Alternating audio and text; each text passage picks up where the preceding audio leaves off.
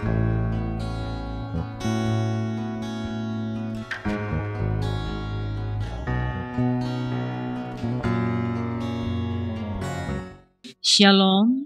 damai di hati.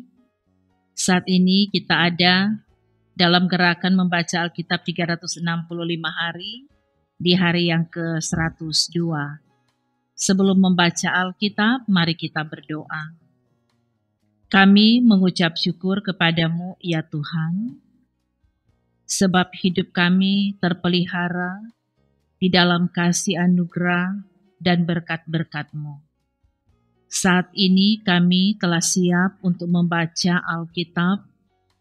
Kami mohon Engkau urapi kami, Engkau tuntun kami dengan kuasa Roh Kudus, supaya firman yang kami baca, kami mengerti dan kami pahami. Terima kasih ya Bapa, di dalam nama Yesus kami berdoa. Amin. Kita ikuti bacaan firman di hari yang ke-102 gerakan membaca Alkitab dalam 365 hari dalam kitab 2 Tawarik pasal 25 sampai 2 Tawarik pasal 28. Mari kita ikuti. Amasya berumur 25 tahun pada waktu ia menjadi raja dan 29 tahun lamanya ia memerintah di Yerusalem. Nama ibunya ialah Yoadan dari Yerusalem. Ia melakukan apa yang benar di mata Tuhan, hanya tidak dengan segenap hati. Segera sesudah kuasa kerajaan itu kokoh di tangannya, dibunuhnyalah pegawai-pegawainya yang telah membunuh raja, yaitu ayahnya. Tetapi anak-anak mereka tidak dihukum mati olehnya, melainkan ia bertindak sesuai dengan apa yang tertulis dalam Taurat, yakni kitab Musa, di mana Tuhan telah memberi perintah, janganlah ayah mati karena anaknya, janganlah juga anak mati karena ayahnya, melainkan setiap orang harus mati karena dosanya sendiri. Lalu Amasya mengumpulkan orang Yehuda dan menyuruh mereka, yakni seluruh orang Yehuda dan Benyamin, berdiri menurut puak-puaknya di bawah kepala-kepala pasukan 1.000 dan kepala-kepala pasukan 100. Ketika ia menghitung mereka yang berumur 20 tahun ke atas, didapatinya 300.000 teruna yang sanggup keluar berperang dengan tombak dan perisai. Selain itu, ia menyewa 100.000 pahlawan yang gagah perkasa dari Israel dengan bayaran 100 talenta perak. Tetapi seorang abdi Allah datang kepadanya dan berkata, "Ya Raja, janganlah tentara Israel dibiarkan bergabung kepada tuanku, karena Tuhan tidak menyertai Israel, yakni semua Bani Efraim ini. Dan jikalau mereka bergabung juga, bagaimanapun juga perbuatan dan kekuatanmu di dalam perang, Allah akan menggelincirkan engkau di depan musuh, sebab Allah mempunyai kuasa untuk menolong dan menggelincirkan." Lalu kata Amasya kepada abdi Allah itu, "Bagaimana dengan 100 talenta yang telah kuberikan kepada pasukan-pasukan Israel itu?" Jawab abdi Allah itu, "Tuhan dapat memberikan lebih daripada itu kepadamu." Kemudian Amasya memisahkan pasukan yang datang bergabung kepadanya dari Efraim, supaya mereka kembali ke tempat tinggalnya. Maka sangat marahlah mereka terhadap Yehuda. Mereka kembali ke tempat tinggalnya dengan marah yang menyala-nyala. Amasya mendapat keberanian lalu memimpin rakyatnya ke lembah Asin dan memukul kala 10.000 orang dari Bani Seir. Selain itu 10.000 orang ditawan hidup-hidup oleh Nabi Yehuda dan dibawa ke suatu puncak bukit batu. Lalu mereka dicampakkan dari puncak bukit batu itu, sehingga hancurlah mereka semua. Tetapi orang-orang dari pasukan yang dipulangkan Amasya dan yang tidak diperbolehkan ikut berperang dengan dia, menyerbu kota-kota di Yehuda dari jurusan Samaria sampai ke Bet-Horon dan menewaskan 3.000 orang penduduknya dan merampas banyak jarahan. Ketika Amasya kembali setelah mengalahkan orang-orang Edom itu, ia mendirikan para Allah Bani Seir yang di bawahnya pulang sebagai allahnya. Ia sujud menyembah kepada allah-allah itu dan membakar korban untuk mereka. Maka bangkitlah murka Tuhan terhadap Amasya.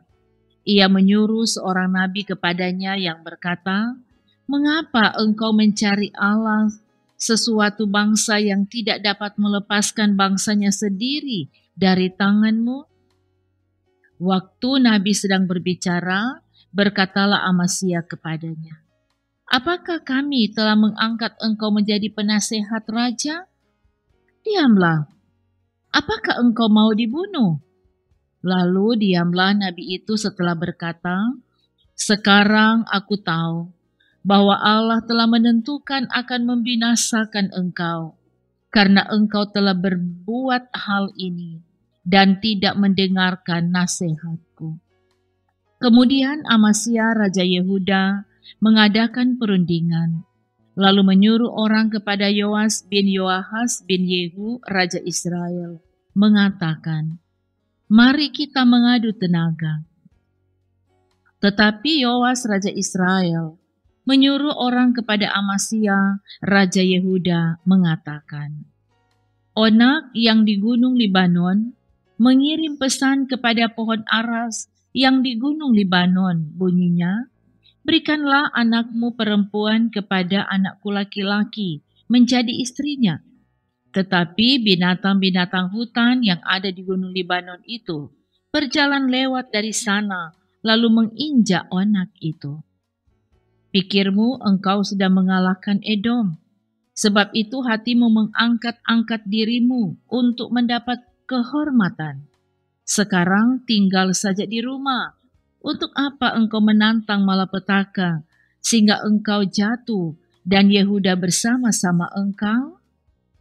Tetapi Amasya tidak mau mendengarkan, sebab hal itu telah ditetapkan Allah yang hendak menyerahkan mereka ke dalam tangan Yoas, karena mereka telah mencari Allah orang Edom. Sebab itu majulah Yoas Raja Israel, lalu mengadu tenagalah mereka, ia dan Amasya Raja Yehuda di Bet-Semes yang termasuk wilayah Yehuda. Yehuda terpukul kalah oleh Israel, sehingga masing-masing lari ke kemahnya. Yoas Raja Israel menangkap Amasya Raja Yehuda, anak Yoas bin Yoahas di Bet-Semes. Lalu Yoas membawa dia ke Yerusalem. Ia membongkar tembok Yerusalem dari pintu gerbang Efraim sampai ke pintu gerbang sudut, 400 hasta panjangnya. Sesudah itu ia mengambil segala emas dan perak dan segala perkakas yang terdapat dalam rumah Allah dan yang berada di bawah pengawasan keluarga Obed-Edom, juga perbendaharaan istana raja dan orang-orang sandera. Kemudian pulanglah ia ke Samaria. Amasya bin Yoas Raja Yehuda masih hidup 15 tahun lamanya sesudah Yoas bin Yoahas Raja Israel mati. Selebihnya dari riwayat Amasya dari awal sampai akhir, bukankah semuanya itu tertulis dalam kitab Raja-Raja Yehuda dan Israel? Sejak Amasya menjauhi Tuhan, orang mengadakan persepakatan melawan dia di Yerusalem. Sebab itu larilah ia ke Lakis, tetapi mereka menyuruh mengejar dia ke Lakis, lalu dibunuhlah ia di sana. Ia diangkut dengan kuda, lalu dikuburkan di samping nenek moyangnya di kota Daud. Segenap bangsa Yehuda mengambil usia yang masih berumur 16 tahun, dan menobatkan dia menjadi raja menggantikan ayahnya Amasya. Ia memperkuat Elot dan mengembalikannya kepada Yehuda sesudah raja mendapat perhentian bersama-sama dengan nenek moyangnya. Usia berumur 16 tahun pada waktu ia menjadi raja, dan 52 tahun lamanya ia memerintah di Yerusalem. Nama ibunya ialah Yekolia dari Yerusalem. Ia melakukan apa yang benar di mata Tuhan, tepat seperti yang dilakukan Amasya ayahnya. Ia mencari Allah selama hidup Sakaria, yang mengajarnya supaya takut akan Allah. Dan selama ia mencari Tuhan Allah, membuat segala usahanya berhasil. Maka majulah ia berperang melawan orang-orang Filistin dan membongkar tembok Gad, Yabne, dan Asdod, lalu mendirikan kota-kota di sekitar Asdod dan di lain-lain wilayah orang Filistin. Allah menolongnya terhadap orang Filistin dan terhadap orang Arab yang tinggal di Gurbaal dan terhadap orang Meunim. Orang-orang Amon membayar upeti kepada Usia. Namanya termasyur sampai ke Mesir karena kekuatannya yang besar. Usia mendirikan menara di Yerusalem di atas pintu gerbang sudut, di atas pintu gerbang lebak, dan di atas penjuru, serta mengokohkannya. Ia mendirikan juga menara-menara di padang gurun dan menggali banyak sumur karena banyak ternaknya, baik di dataran rendah maupun di dataran tinggi. Juga ia mempunyai petani-petani dan penjaga-penjaga kebun anggur di gunung-gunung dan di tanah yang subur karena ia suka pada pertanian.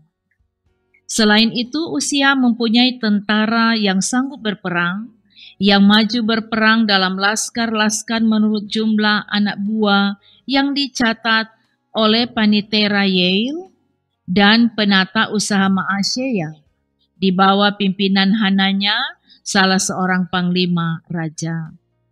Kepala-kepala puak pahlawan-pahlawan yang gagah perkasa itu, seluruhnya berjumlah 2.600 orang. Di bawah pimpinan mereka terdapat satu bala tentara, mereka dari 307.500 orang yang gagah perkasa dalam berperang untuk membantu raja dalam menghadapi musuh. Usia memperlengkapi seluruh tentara itu dengan perisai, tombak, ketopong, baju sirah, busur, dan batu umban. Ia membuat juga di Yerusalem alat-alat perang, ciptaan seorang ahli yang dapat menembakkan anak panah dan batu besar untuk ditempatkan di atas menara-menara dan penjuru-penjuru. Nama raja itu termasyur sampai ke negeri-negeri yang jauh karena ia ditolong dengan ajaib sehingga mendapat kuat. Setelah ia menjadi kuat, ia menjadi tinggi hati sehingga ia melakukan hal yang merusak. Ia berubah setia kepada Tuhan Allahnya dan memasuki bait Tuhan untuk membakar ukupan di atas mezbah pembakaran ukupan. Tetapi Imam Asaria mengikutinya dari belakang bersama-sama 80 imam Tuhan, orang-orang yang tegas. Mereka berdiri di depan Raja Usia dan berkata kepadanya, "Hai Usia, engkau tidak berhak membakar ukupan kepada Tuhan. Hanyalah imam-imam keturunan Harun yang telah dikuduskan yang berhak membakar ukupan.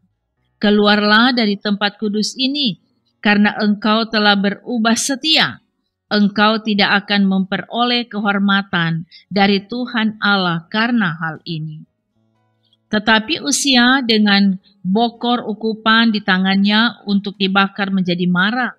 Sementara amarahnya meluap terhadap para imam, timbullah penyakit kusta pada dahinya di hadapan para imam di rumah Tuhan, dekat mezbah pembakaran ukupan. Imam kepala Asaria dan semua imam lainnya memandang kepadanya, dan sesungguhnya ia sakit kusta pada dahinya. Cepat-cepat mereka mengusirnya dari sana, dan ia sendiri tergesa-gesa keluar karena Tuhan telah menimpahkan tulah kepadanya. Raja Uzia sakit kusta sampai kepada hari matinya, dan sebagai orang yang sakit kusta, ia tinggal dalam sebuah rumah pengasingan karena ia dikucilkan dari rumah Tuhan. Dan Yotam anaknya mengepalai istana raja dan menjalankan pemerintahan atas rakyat negeri itu. Selebihnya dari riwayat Uzia dari awal sampai akhir ditulis oleh Nabi Yesaya bin Amos. Kemudian Uzia mendapat perhentian bersama-sama dengan nenek moyangnya, dan ia dikuburkan di samping nenek moyangnya di ladang dekat pekuburan raja-raja karena ia berpenyakit kusta, kata orang. Maka Yotam anaknya menjadi raja menggantikan dia. Yotam berumur 25 tahun pada waktu ia menjadi raja, dan 16 tahun lamanya ia memerintah di Yerusalem. Nama ibunya ialah Yerusa anak Sadok. Ia melakukan apa yang benar di mata Tuhan, tepat seperti yang dilakukan Uzia ayahnya. Hanya ia tidak memasuki bait Tuhan, tetapi rakyat masih saja melakukan hal yang merusak. Ia mendirikan pintu gerbang tinggi di rumah Tuhan dan mengadakan banyak pembangunan pada tembok Ofel. Ia mendirikan juga kota-kota di pegunungan Yehuda dan benteng-benteng serta menara-menara di hutan-hutan. Ia berperang melawan Raja Bani Amon dan mengalahkannya, sehingga pada tahun itu juga Bani Amon membayar kepadanya 100 talenta perak, 10.000 kor gandum, dan 10.000 kor jelai. Juga pada tahun kedua dan ketiga, Bani Amon membawa upeti itu kepadanya. Yotam menjadi kuat karena ia mengarahkan hidupnya kepada Tuhan Allahnya. Selebihnya dari riwayat Yotam, segala peperangan dan tingkah langkahnya, sesungguhnya semuanya itu tertulis dalam kitab Raja-Raja Israel dan Yehuda. Ia berumur 25 tahun pada waktu ia menjadi raja, dan 16 tahun lamanya ia memerintah di Yerusalem. Kemudian Yotam mendapat perhentian bersama-sama nenek moyangnya, dan ia dikuburkan di kota Daud. Maka Ahaz anaknya menjadi raja menggantikan dia. Ahaz berumur 20 tahun pada waktu ia menjadi raja, dan 16 tahun lamanya ia memerintah di Yerusalem. Ia tidak melakukan apa yang benar di mata Tuhan, seperti Daud bapa leluhurnya. Tetapi ia hidup menurut kelakuan raja-raja Israel. Bahkan ia membuat patung-patung tuangan untuk para Baal. Ia membakar juga korban di Lebak Ben Hinnom dan membakar anak-anaknya sebagai korban dalam api, sesuai dengan perbuatan keji bangsa-bangsa yang telah dihalaukan Tuhan dari depan orang Israel. Ia mempersembahkan dan membakar korban di bukit-bukit pengorbanan dan di atas tempat-tempat yang tinggi dan di bawah setiap pohon yang rimbun. Sebab itu Tuhan Allahnya menyerahkannya ke dalam tangan raja orang Aram. Mereka mengalahkan dia dan menawan banyak orang daripadanya yang diangkut ke Damsyik. Kemudian ia diserahkan pula ke dalam tangan Raja Israel dan mengalami kekalahan yang besar.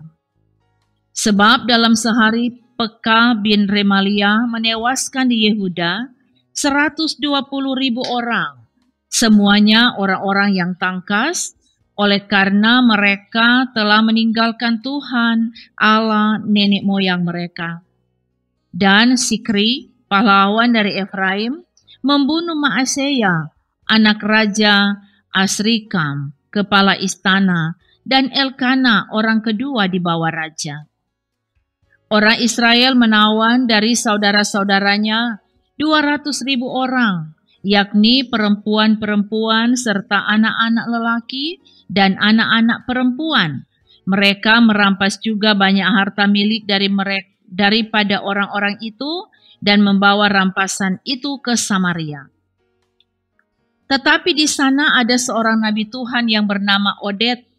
Ia pergi menemui tentara yang pulang ke Samaria dan berkata kepada mereka, "Lihatlah, karena kehangatan murkanya kepada Yehuda, Tuhan Allah nenek moyangmu menyerahkan mereka ke dalam tanganmu, dan kamu telah mengadakan pembunuhan di antara mereka dengan kegeraman yang sampai ke langit. Dan sekarang kamu bermaksud menaklukkan orang Yehuda dan Yerusalem menjadi hambamu laki-laki dan perempuan. Tidak adakah pada kamu sendiri kesalahan yang besar terhadap Tuhan Allahmu? Maka sekarang dengarkanlah kataku ini. Kembalikanlah orang-orang yang kamu tawan dari saudara-saudaramu itu, karena murka Allah menyala-nyala terhadap kamu." Lalu bangkitlah beberapa pemimpin Bani Efraim, yakni Asaria bin Yohanan, Berekia bin Mesilemot, Yehiskia bin Salum, dan Amasa bin Hatlai, menghadapi orang-orang yang pulang dari perang. Dan berkata kepada mereka, "Jangan bawa tawanan-tawanan itu kemari, sebab maksudmu itu menjadikan kita bersalah terhadap Tuhan dan menambah dosa dan kesalahan kita. Sudah cukup besar kesalahan kita, dan murka yang menyala-nyala telah menimpa Israel." Lalu orang-orang yang bersenjata itu meninggalkan tawanan dan barang-barang rampasannya di muka para pemimpin dan seluruh jemaah. Dan orang-orang yang ditunjuk dengan disebut namanya bangkit, lalu menjemput para tawanan itu. Semua orang yang telanjang mereka berikan pakaian dari rampasan itu. Orang-orang itu diberi pakaian, kasut, makanan, dan minuman. Mereka diurapi dengan minyak, dan semua yang terlalu payah untuk berjalan diangkut dengan keledai dan dibawa ke Yeriko, kota pohon korma, dekat saudara-saudara mereka. Sesudah itu orang Israel itu pulang ke Samaria. Pada waktu itu Raja Ahaz menyuruh utusan kepada Raja negeri Asyur untuk memohon bantuan. Karena orang Edom telah datang pula dan mengalahkan Yehuda serta mengangkut tawanan-tawanan. Orang-orang Filistin juga telah menyerbu kota-kota di daerah bukit dan di tanah Negeb Yehuda. Mereka pun merebut Bet-Shemesh, Ayalon, Gederot, Soko dengan segala anak kotanya, Timna dengan segala anak kotanya, dan Gomso dengan segala anak kotanya, dan menetap di kota-kota itu. Demikianlah Tuhan merendahkan Yehuda oleh karena Ahaz raja Israel itu, membiarkan kebiadaban berlaku di Yehuda dan berubah setia kepada Tuhan.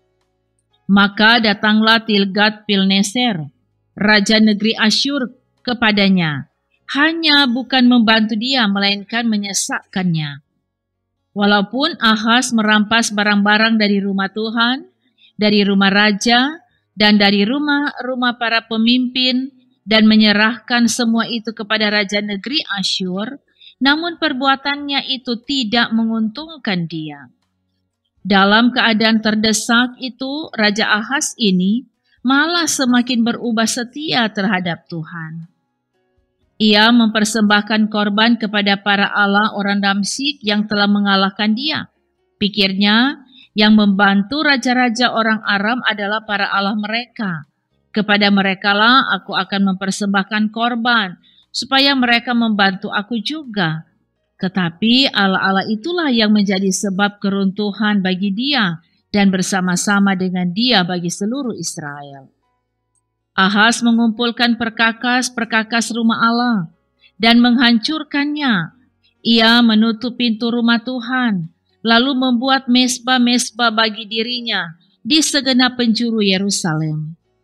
Di tiap-tiap kota di Yehuda ia membuat bukit-bukit pengorbanan untuk membakar korban bagi allah lain. Dengan demikian, ia menyakiti hati Tuhan Allah nenek moyangnya. Selebihnya dari riwayatnya dan seluruh tingkah langkahnya, dari awal sampai akhir. Sesungguhnya semuanya itu tertulis dalam kitab Raja-Raja Yehuda dan Israel. Kemudian Ahaz mendapat perhentian bersama-sama dengan nenek moyangnya dan dikuburkan di dalam kota di Yerusalem. Tetapi ia tidak dibawa ke pekuburan raja-raja Israel. Maka Hizkia anaknya menjadi raja menggantikan dia. Demikianlah bacaan firman di hari yang ke-102. Mari berdoa. Kami berterima kasih kepadamu ya Tuhan. Engkau telah berkenan bagi kami dalam membaca Alkitab di hari ke-102 gerakan membaca Alkitab dalam 365 hari. Biar kebenaran firman yang sudah kami baca tadi itu boleh dimengerti, dipahami, jadi berkat dalam hidup kami. Dan terus ajarkan kami untuk selalu mencintai firman Tuhan. Karena kami percaya pada jaminan berkat bahwa orang yang kesukaannya merenungkan Taurat Tuhan siang dan malam, apa saja yang diperbuatnya berhasil. Biar janji firman ini jadi bagian kehidupan kami semua, baik hamba-Mu dan semua tim multimedia yang ada di studio Gemi Bukit Muria Rike, tapi juga saudara-saudara kami yang setia mengikuti gerakan membaca Alkitab dalam 365 hari. Terima kasih ya Tuhan.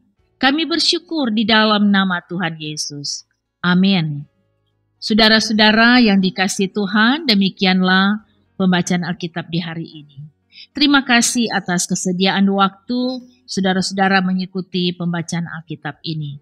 Tuhan Yesus kiranya memberkati kita semua. Sekali lagi terima kasih. Shalom.